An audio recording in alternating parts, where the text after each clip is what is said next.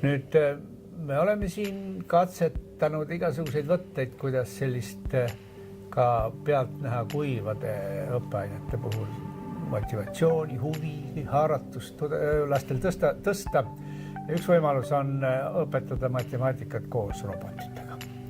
Ja me oleme tegelikult läbi viinud nii pilootuuringu, kus oli 200 õpilast, aga praegu on käimas juba ka siis põhiuuring, kus üle 2000 õpilase üle Eesti siis proovib, et kuidas nüüd see robotmatemaatika õppimisele kaasa aitab.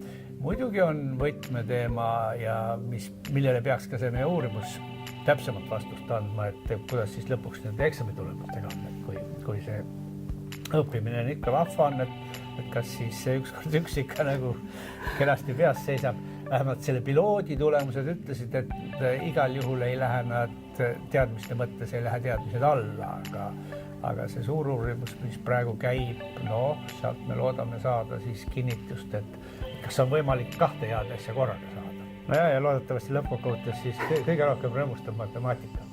Matemaatika võidab alati.